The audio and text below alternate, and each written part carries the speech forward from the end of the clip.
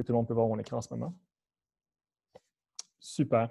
Donc, d'abord, merci à Véronique et à Nicolas pour l'invitation. C'est super apprécié. Je vais vous parler aujourd'hui d'une visualisation que j'ai réalisée sur la situation de la COVID, exactement comme que Véronique parlait. C'est une visualisation que j'ai réalisée il y a quelques mois de ça. Puis pour la présentation, je l'ai intitulée COVID, mobilité, narratif géospatial. Je vais parler des jeux de données que j'ai utilisés puis de certains défis que j'ai rencontrés pour collecter ces données-là dans un pays émergent comme l'Inde, qui sont des apprentissages qui seront pertinents si vous avez à dealer avec ce type de visualisation-là et ce type de challenge-là dans d'autres pays. Puis pour commencer, je veux dire que l'Inde a été un des principaux pays touchés par la pandémie, puis les gens ont rapidement fait de leur mieux pour se protéger contre le virus. Ils ont usé beaucoup de créativité. On voit des Indiens ici qui ont fait leur propre version organique de leur masque pour se protéger comme du mieux possible contre le virus. Je pense que c'est déjà une très préférable à d'autres Québécois qui ont essayé qui essaient de se protéger aussi d'une autre façon, mais je ne suis pas là ici pour ouvrir des débats sur le port du masque ou non. Mais c'est encore mieux que notre président en Afrique du Sud, Cyril Ramaphosa, qui a fait un malheur à la télévision nationale en essayant de mettre son masque live pour la première fois, que ça a pris plusieurs longues minutes avant qu'il puisse arranger son masque. Donc, c'était assez drôle et malaisant à voir en même temps. Mais pour revenir à l'Inde, c'est une situation qui était assez critique. Au moment de faire la visualisation, il y avait environ 900 000 cas confirmés. Et en ce moment même, il y a presque 9 millions de cas, il y a 131 000 morts. Donc, c'est vraiment une situation catastrophique. Et ça, ça s'inscrit un peu la visualisation que je vais présenter. La genèse de ça, c'était un contrat que j'ai eu. J'ai travaillé pendant 6 mois comme consultant pour une entreprise qui s'appelle Development Seed.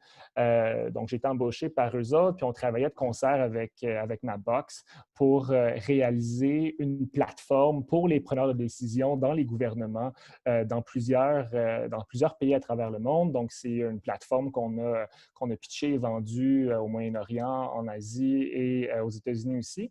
Donc, grosso modo, ça, c'est une des maquettes qui a été préparée pour eux autres.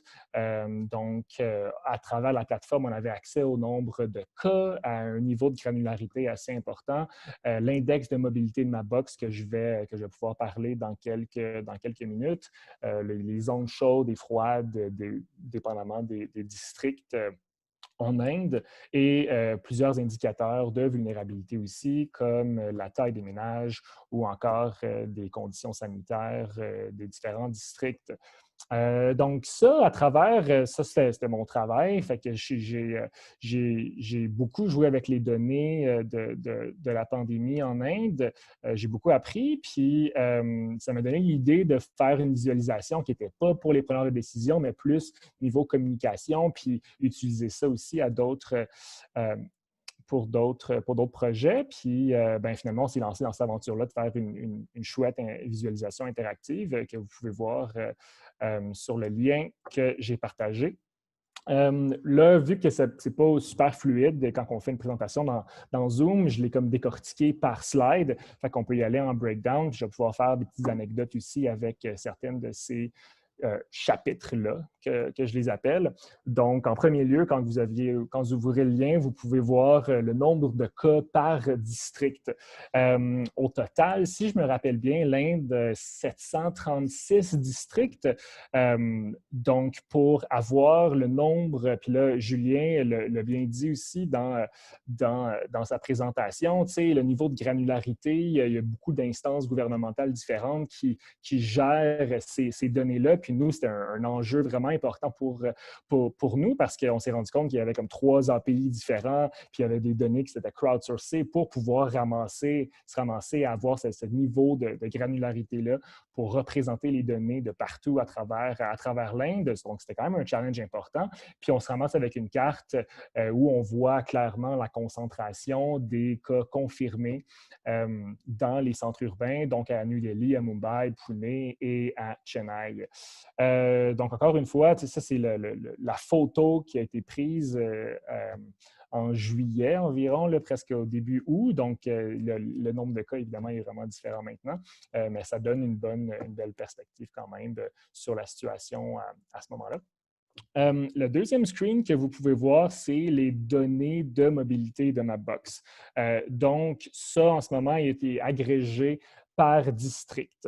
Les données de mobilité de Mapbox, je vais revenir juste un petit peu plus tard, mais grosso modo, c'est un index comme que vous avez accès avec Apple ou avec le Google Mobility Reports qui donne, donc un index qui permet de dire par rapport à un baseline du mois de janvier, si une journée, comme là, ça, on voit une représentation de l'activité par district le 19 mars. Donc, en bleu, ça veut dire qu'il y a eu une activité moindre que le baseline du mois de janvier et en rouge, une activité supérieure. Donc, on voit déjà quelques jours avant le lockdown. Le lockdown en Inde, il s'est passé le 24 mars. Donc, 5 jours avant, on voit déjà qu'il y avait beaucoup moins d'activité qu'au mois de janvier pour une journée normale. Et lors du lockdown, bien là, c'est clair que le pays en entier est vraiment à l'arrêt, puis on voit la grande surface bleue qui couvre le pays. On parle d'une réduction d'environ 50% de la mobilité à ce moment-là. Puis je vais revenir sur les données de mobilité de Mapbox, mais ça, c'est utilisé ça vient de toutes les API de Mapbox qui fournissent à des applications, bien, toutes les données d'accélérométrie, les données de GPS de personnes qui se déplacent, c'est tout agrégé pour une tuile. Et ça, à ce moment-là, on peut savoir dans une géographie s'il y a de l'activité ou non pour une période donnée. Donc, je vais revenir là-dessus bientôt. L'autre screen que vous pouvez voir sur la visualisation, c'est le zonage qu'on appelle, donc un peu comme au Québec, là, les zones rouges, les zones oranges, les zones vertes. Et avec mon collègue Sajjad, on a fait un graphique aussi, on a agrégé les données pour les zones vertes et les zones rouges, puis on a pu faire un comparatif pour voir, OK, y a-t-il plus de mobilité dans les zones vertes? Puis comme de fait, on trouve qu'il y a environ 7 à 15% de différence en termes de mobilité pour ces zones-là.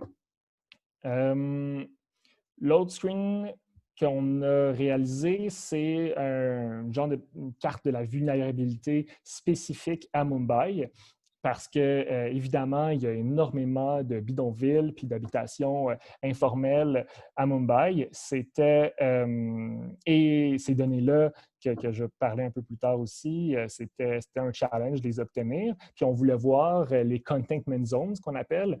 Ça, c'est les aires, je vais essayer d'être clair, là, à Mumbai ou dans quelques villes en Inde. Quand on parle de containment zone, c'est vraiment des zones d'isolement. Ça veut dire qu'il n'y a personne qui peut rentrer dans les zones ou sortir des zones. C'est la police qui barricade complètement la zone. Et c'est vraiment une zone qu'on ne peut pas rien faire pendant 2 semaines. Donc, c'est un challenge pour accéder à la nourriture, à l'eau potable, ce type d'affaires-là. Donc, on avait les données du gouvernement qu'on a scrapées, puis on voulait superposer ça avec les données des bidonvilles pour voir s'il y avait une corrélation, hein, où elles sont situées ces données-là. Donc, on peut voir en hachuré les données des habitations informelles et en rouge, les zones d'isolement. On a fait un close-up sur un des bidonvilles les plus importants aussi d'Asie, qui est le bidonville de Dharavi, avec une population d'environ 850 000 personnes. Puis ça, c'était comme un genre de success story là, jusqu'au mois de juillet, parce que les instances locales ont été extrêmement proactifs à faire beaucoup de tests à travers le bidonville. Puis ça a vraiment réduit le nombre de cas et le nombre de morts totaux. à partir du mois de à la fin juin, il y avait seulement 2200 cas dans le bidonville, quand il y a des bidonvilles comparables qui avaient le triple ou le quadruple de nombre de cas déclarés dans ces secteurs-là. Et finalement, on a fait une visualisation aussi des cas à Bangalore, et Bangalore qui était aussi à ce moment-là une des villes où est-ce que les cas qui avaient très bien commencé au mois d'avril, mai, juin, mais qu'il y avait vraiment une courbe exponentielle du nombre de cas qui ont été confirmés dans les dernières semaines du mois de juillet. Donc, on a fait un genre de dot plots qui apparaissait pour montrer vraiment cette courbe-là, cette évolution des cas à Bangalore suite à la réouverture après la période d'isolement qui a été étendue. Donc, grosso modo, ça, c'était les différents screens. Je vais parler un peu des données et des outils que j'ai utilisés afin de réaliser ces cartes-là. En premier, il y avait, comme que je parlais, l'index de mobilité de Mapbox qui sont finalement, on peut l'agréger à plusieurs niveaux administratifs. Donc, à droite, j'ai fait un exemple de à quoi ça pourrait ressembler pour une ville comme Washington. Donc, une tuile, supposons qu'on agrège les données de mobilité à une tuile de Z18 au Zoom 18, on parle d'environ 120 mètres par 120 mètres, puis c'est pour cette tuile-là qu'on calcule l'activité à toutes les heures. Puis après ça, on peut l'agréger pour une journée, puis la comparer, cette journée-là, avec une autre journée dans un mois. Et là, cette comparaison-là qu'on a effectuée, c'était pour voir les corridors commerciaux. Donc, j'ai superposé les corridors commerciaux avec les différentes tuiles. Puis là, on peut faire une carte de la tendance d'une zone commerciale pour voir cette activité-là. Donc, j'ai fait ça pour Washington, puis vous voyez un peu les différentes courbes à gauche qui s'affichent. Ces informations-là sont mieux en Amérique du Nord. C'est là que Mapbox a le plus de données. Il y en a aussi en Europe et en Asie. Donc, c'est quelque chose qui est intéressant pour tout le monde qui travaille en géospatial, qui souhaite avoir des données de mobilité ou d'activité. C'est quelque chose qui est intéressant à obtenir et qui n'est pas trop cher non plus. Puis comment ça ressemble, c'est quoi? Je ne vais pas essayer de faire la vente des données de Mapbox ici, mais je trouve que c'est intéressant parce que c'est un nouveau produit sur le marché, puis je pense qu'il y a beaucoup de monde qui pourrait bénéficier de ça. Donc, grosso modo, vous avez un l'ID de la tuile qui est dans un genre de CSV avec la latitude, longitude, la taille, l'agrégation. Donc là, c'est une agrégation pour une période d'une journée. Et l'index. Donc, un index de 1, ça veut dire que c'est la même chose que le baseline choisi. Et supposons, ben là, c'est 0,90, donc c'est 10 inférieur que le baseline ou supérieur, dépendamment. Un autre outil aussi que j'ai utilisé pour faire cette visualisation-là, c'est Mapbox Studio, qui est un super outil pour le monde un peu créatif qui veulent faire quelque chose d'un peu plus osé. Il y a ses limites avec le nombre de couches et tout ça. Donc, on a un peu galéré avec ça, mais c'est un incontournable, je pense, pour tout le monde qui veut faire des belles présentations interactives.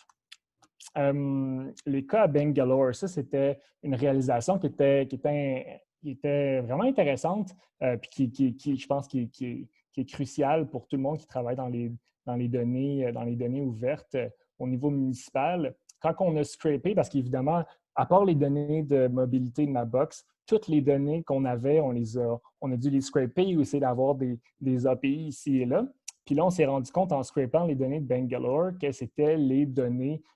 En fait, c'est comme un API REST, pour ceux qui connaissent, qui sont un peu développeurs. C'est un API REST de Esri. Donc, avec le dashboard directement, tu peux avoir accès à la source de données de Esri. Puis, on s'est rendu compte que c'était les données des hôpitaux. Donc, il y avait les données personnelles de chacun des cas qui étaient déclarés. Donc, il y avait les données, on savait c'est quoi le nom de la personne, on avait son âge, son genre, son adresse, son numéro de téléphone, puis malheureusement, on savait si la personne était hospitalisée ou décédée ou comment c'était quoi son statut finalement. Puis nous, on a un peu paniqué là, quand que tu vois dans le clair, quand tu scrapes des données, puis tu vois ça dans le clair, que c'est possible d'avoir accès à ça. Donc, moi, mon collègue Sajjad, il travaille à Bangalore, donc lui, il a pu contacter les autorités puis s'assurer qu'ils vont cacher ça puis que ça a été corrigé. Mais oui, quand on a fait notre premier scrape, on a eu une petite frousse, évidemment. Donc, je trouve que c'est quelque chose d'intéressant à pouvoir discuter, de dire, ben check, là, du monde qui scrape les données, ils peuvent avoir accès à ça. Fait que s'assurer de la protection des données, puis dans les dashboards aussi, on s'imagine que c'est quelque chose qui est sécurisé, mais au final, c'est très facile d'avoir accès à ces informations-là. Donc, je pense que c'est une intervention assez intéressante pour les acteurs municipaux. Je vais parler aussi, ouais, un autre truc que j'ai un peu galéré, c'est pour tout ce qui est données de bidonville ou d'habitation informelle. Pour Mumbai spécifiquement. Il y a une couple de villes, je pense, dans le monde, comme Nairobi au Kenya ou je pense au Pakistan, il y en a aussi quand même quelques jeux de données en vectoriel. Mais là, en Mumbai, le seul jeu de données récent de 2011 que je pouvais trouver, c'était une firme d'architecture puis d'ingénierie qui avait fait une carte pour le compte du gouvernement. Donc, c'était une carte, un PDF, littéralement, avec juste des zones. Puis, j'ai réalisé que je pouvais isoler les zones puis mettre ça dans un géotif et pouvoir reprojeter ça à quelques mètres près sur une carte, faire un peu de nettoyage, puis utiliser la fonction de polygonize pour le transformer en vectoriel, puis ensuite de ça, pouvoir le styliser dans ma box comme que je voulais. Donc, ça m'a un peu ouvert les yeux sur c'est quoi le manque de données puis le manque de ressources pour les habitations informelles. Donc, je pense qu'il y a beaucoup de jobs, surtout en remote sensing, qui peut être fait de ce côté-là. Et oui, ça, c'est un beau défi à faire avec le nombre de couches et la grandeur des données à traiter. Et le dernier point que je voulais amener, c'était le template utilisé pour pouvoir faire la visualisation. J'ai utilisé le template de Babbox qui s'appelle Interactive Storytelling, qui permet finalement de pouvoir avoir différents chapitres et de faire une interaction entre ces différents chapitres-là. C'est assez customizable aussi. Donc, si vous connaissez le JavaScript ou le CSS même, c'est possible de vraiment mettre ça à votre sauce dans les couleurs que vous voulez. Puis ça m'a vraiment aidé à faire quelque chose qui était slick en pas trop de temps. Donc, pour votre prochaine visualisation, je vous le recommande fortement d'utiliser ce genre de template-là. Donc, c'est tout pour moi aujourd'hui. Si vous voulez me contacter par courriel, smaini@gmail.com, sinon mon site web, et ça me fait plaisir de répondre à vos questions.